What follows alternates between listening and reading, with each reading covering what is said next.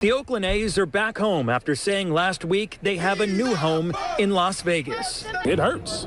It hurts, man. It's not fair, and it hurts, and it's not right. Sell the team, John. Dave Calvo, you're a liar. Rob Manfred, quit lying. Sell that team! Sell that team! Not willing to go quietly, this group of fanatics turned protesters Friday night, demanding the sale of the Athletics.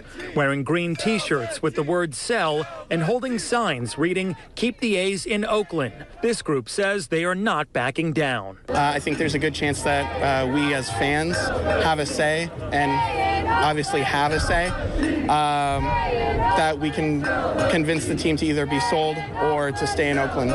Also not wanting to give team owner John Fisher any more of their money. Some ralliers say they're swearing off games at the Coliseum. This fan base is the most loyal fan base in Major League Baseball.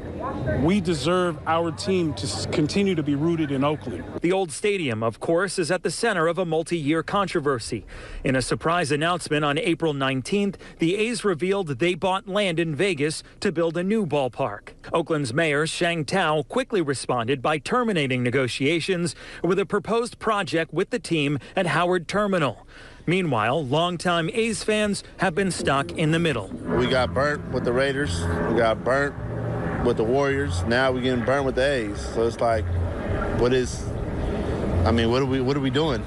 What are we doing? Yeah, so they were the scenes last month, first home game of the Oakland A's after it was announced that they will be heading to Las Vegas in 2027, and Oakland has had a difficult time over the last number of years. Basically, everybody's left. Golden State Warriors gone, the Raiders gone, and now it very much looks like Oakland A's gone as well. To discuss and tell us more, very happy to say David Wallstein of the New York Times was the only man that we could summon. David, time was going by very, very quickly. We got to know each other at the 2014 World Cup in Brazil. We had a few nice dinners out. You told me what it was like to have the glamorous job hanging out in the clubhouse with all the baseball superstars, being a reporter on the beat.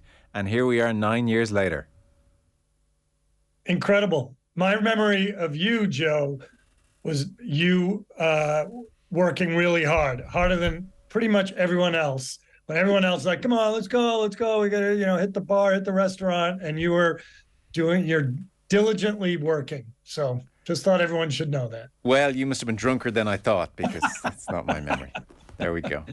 That happened. So listen, Oakland A's, I guess it's worth giving you, our context, because still in my mind, for me, and I suspect lots of people, the A's are immortalised in the global sports imagination by Michael Lewis and Moneyball, and the famous O2 season where Billy Beane, a.k.a. Brad Pitt, masterminded sabermetrics with the help of Jonah Hill's character, and a few names changed and a few truths were bent.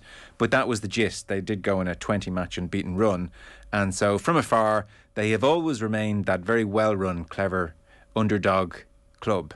And now 20 years on, it's a sorry tale. It's a very sorry tale. If you want to go back a little further in history, it should be mentioned that this team started in 1901 in Philadelphia, moved to Kansas City in 1955, and then to Oakland in 1968. So, the Oakland's benefit in 1968 was to the detriment of Kansas City, and their good fortune in 1955 was the detriment of Philadelphia. However, both of those cities then later got teams. I don't know if Oakland ever will again, and that's it's very unfortunate.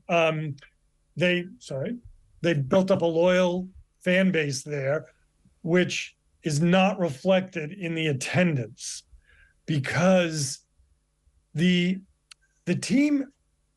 It's pretty easy to argue that the team intentionally made the team bad, so people wouldn't go. And on top of that, made the stadium just an atrocious facility that is just, it should have been replaced 15 years ago.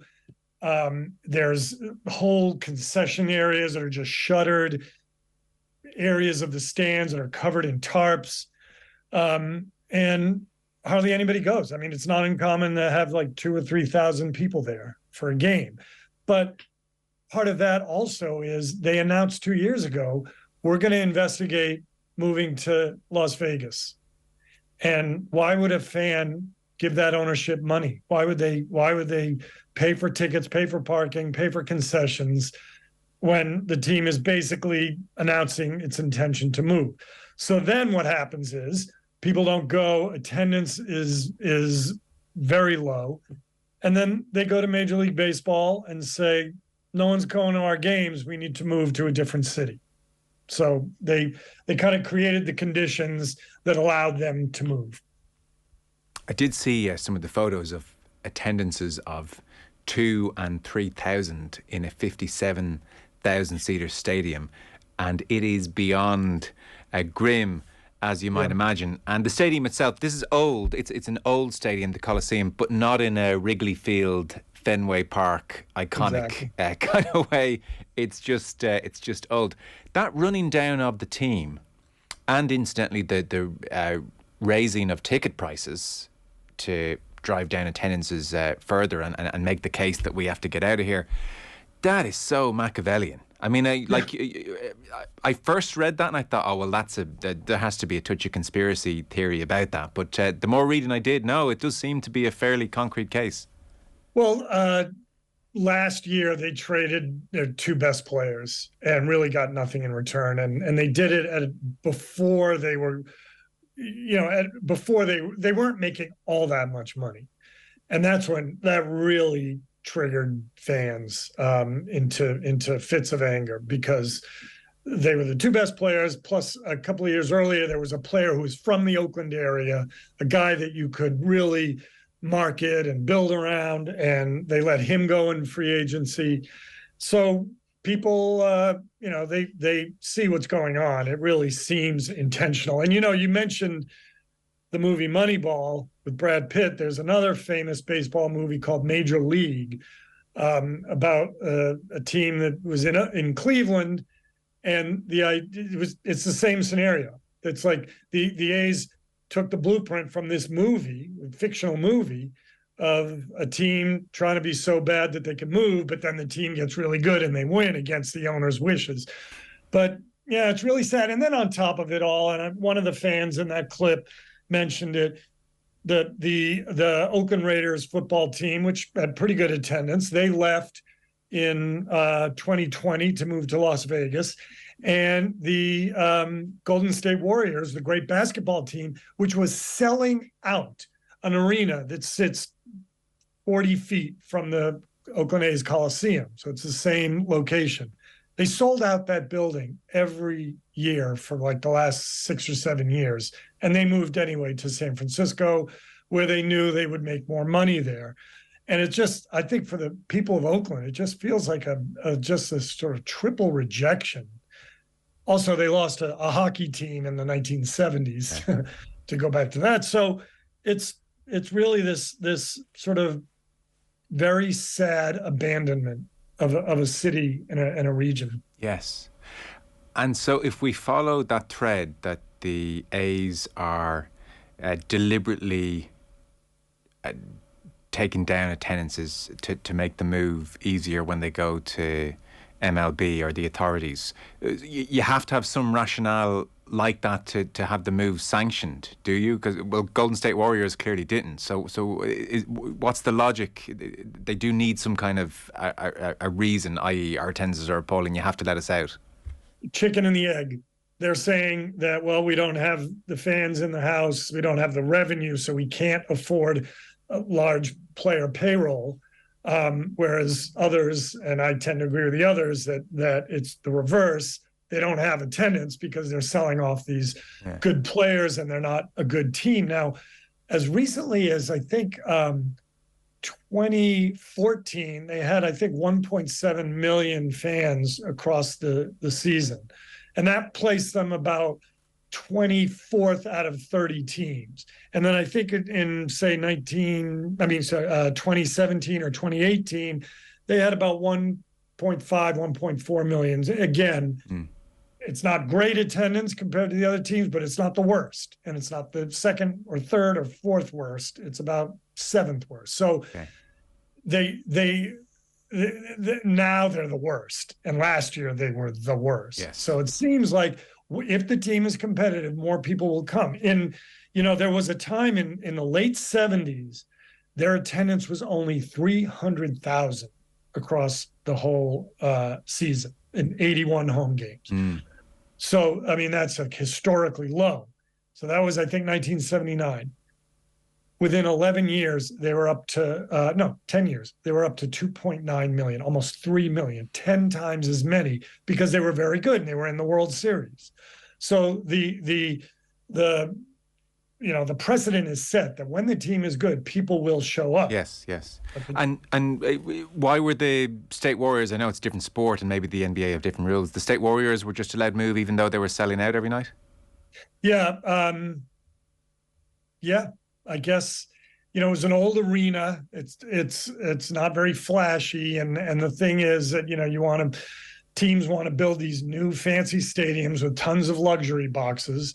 And I think there is this sentiment that, the big money of San Francisco and Silicon Valley was less reluctant to go to these luxury boxes if they were in Oakland, as they are in San Francisco in the Embarcadero, trendy neighborhood. And so I'm sure they're making a lot more money in this new facility, in the new building, than they could in the old one. And then at the same time, there was an effort to build a new stadium, a new baseball and football stadium in Oakland. And it's a difficult process because the ownership is like they want money from the city. And the city has enough problems of its own, and they don't want to just hand money over to a billionaire so they can make more money. So it's tough negotiations. Yes. I guess it's so striking that the Golden State Warriors made the move from a position of strength, and the Oakland A's are running their operation into the ground in a bid to get out of there. So it seems like a very different way of doing it. Yep, I think baseball is much more reluctant to allow franchises to move. Than the other sports. So many more teams have moved in particularly football, American football, and in basketball a little bit too, and within the last 20 years. In baseball, you go to the Montreal Expos moved to Washington in 2005. And before that, I think, and I can't even remember, it might have been 1971, the Washington Senators moved to Texas. So that's two in almost the last 50 years. That's not a lot for American sports. I know it is, in Europe, but for American sports, that's not a lot. So baseball tries to limit how much that happens. Okay, interesting. So John Fisher is the owner since 2016 outright and had a stake in the Oakland A's previous to that. His parents founded Gap. So I dare say John has a few dollars in his back pocket. I was wondering where Billy Beane, a.k.a. Brad Pitt, was in all this. And so last year, he's still involved, moved from his position as Executive Vice President of Baseball Operations into a senior advisory role, working closely with team owner John Fisher on strategic decisions. So I presume John Fisher is a major hate figure all of a sudden around Oakland. Yes. And, for Billy Beane, who presided over, I guess, a very positive time at Oakland to up sticks and move like this, I would say he's undone any legacy he had there. Yeah, people don't really mention him as much. The ire is focused on Fisher and another guy who's the president of the club now, called Dave Cavall. And Cavall is a guy is a guy who they trot out to speak publicly on the matter. Okay. And so because of that, people really, really dislike him, and they dislike Fisher. Beane has pretty much escaped it. He has been removed. He's sort of removed himself, I think, from day-to-day baseball stuff. And the other thing about him is, he was at the forefront of the analytical movement that enabled the A's and then other teams that copied them to exploit market inefficiencies and to do well at lower cost. And that has now been copied by virtually every team. So they don't really have the same advantage that they used to. Yes. So if every team's doing it, including the teams that spend a lot of money, then they're really at a disadvantage. So that's why that's probably part of why they're not as successful on the field. But again, Bean's been working on their soccer team, and so he's not really as much of a focus on baseball anymore. Okay. Just a quick Google, by the way, for those of us over here. Oakland population, according to Google here, about 440,000. That sound about right to you? That size? Yeah, city? But the region is several million. Million. Okay, so you still have access to a lot of people, because it's striking that the Raiders went from Oakland to Vegas in 2020, and now the A's want to go to Vegas as well. Clearly it's lucrative, but also, to your earlier point, who's paying for the stadiums in Vegas? I mean, this is always the wildness. The answer right now is nobody yet. Okay. So this could all fall through. And I had a joke with my editor that because we were sort of planning some of these stories, and I said, and also I'll do a story in 2028 about how the Oakland Athletics are looking to move to Sacramento or something, Yes. So it's not etched in stone. They did buy land in Las Vegas, or no, they didn't buy land. They signed an agreement to buy land, but they want money from the state and the city to help them build the stadium and build infrastructure around it. And that may happen. I mean, if you've ever seen the Oakland Raiders American Football Stadium, it is incredible.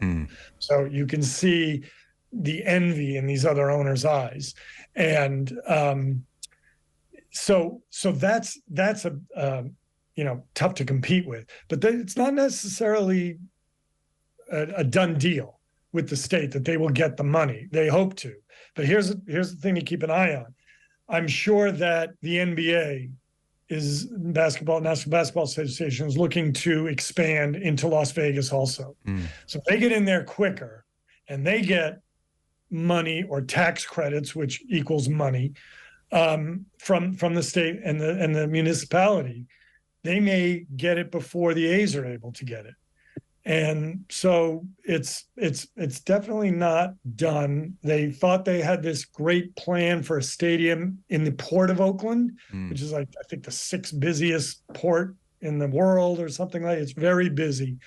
And it was a glorious plan with a gleaming stadium and affordable housing and retail and hotels. And it's very tough to get to because it's, right along the water. So they were planning a gondola system. And one of the fans who I quoted in my story said he went to a meeting and he said, this gondola is how many people will it accommodate? And he said he was told 5,000 an hour. And he's like, so it's going to take 7 hours to fill up the stadium. It's like, some people think it's completely impractical and there's environmental issues and everything. So who knows if this will, if the Las Vegas thing will actually come to fruition. Most people think it will, but it's not a done deal. Okay. As you referenced, it's an alien concept over here, the way these major sports teams just hop to states and cities thousands of miles away. And it's a long storied one going back to the beginning of all of these major leagues. And there's famously in the 50s, the Dodgers and the New York Giants heading out west. And as you said, Oakland was the beneficiary of the move from Kansas in baseball.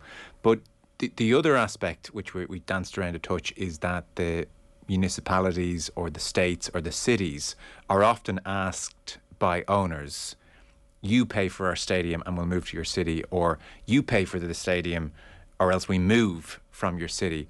Are municipalities and cities, are they becoming more or less likely to pony up the money these days, David? It's a great question. It depends on the area. I mean, it really is extortion, right? Oh, it's a disgrace. It's a disgrace. the owners are billionaires and they can afford it. They can build it. It's private enterprise. Why, but they know that there's so many loyal fans, and fans are voters, and so it really is extortion. I think it depends on the area. A lot of cities that don't have teams will do a lot to get a team to move there. Like Nashville, Tennessee got the Houston Oilers American football team. So it's kind of a sort of a sneaky thing these other teams, the other cities do to get the teams there. Oakland has held firm, and I spoke to a guy who worked for the Athletics and the San Francisco 49ers, so he knows the area, he knows the teams, and he gave, a lot of people blame the politicians, he gave the Oakland politicians an A because they've protected the interests of the city and the city's the finances, because it's really a bold thing for these billionaires to ask for money for taxpayers to help build these stadiums that they can finance. Oh, it sure is.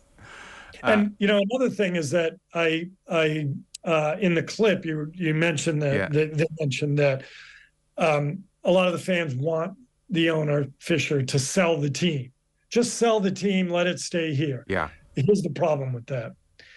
I'm guessing that the value of the team, with just the possibility and the approval of Major League Baseball to move to Las Vegas, has probably doubled. So it's the value of the team is inherently wrapped up in its ability to move to a more attractive market. Yeah. And so it's very unlikely, unless it was Gates or somebody buys the team and altruistically to keep it in Oakland. I think it's very unlikely that the team will be sold and remain in Oakland. Wow. Okay. So then, a very final thought: if the move is planned for 2027, and the team is currently putrid, and the attendances are stark, I mean, there's a great book in the purgatory of the next 3 years for this group of players. Yeah, I'm guessing they won't remain there. Like if they really finalize the deal, there's a couple of options. One is to play. They have a minor league stadium in Las Vegas. Okay. They could move there temporarily for a couple of years. Problem with that is, it can be 117 degrees Fahrenheit in Las Vegas in the summer, so that might not work. They could move to another city altogether temporarily, or as you say, perhaps the most likely one is to remain in Oakland, and that could be very grim indeed. Purgatory is the right word for it. Yeah, okay. Fascinating. Really good to talk to you again. I mean, far too long. Yeah. Always. Thanks so much for your time. David Wallstein of the New York Times.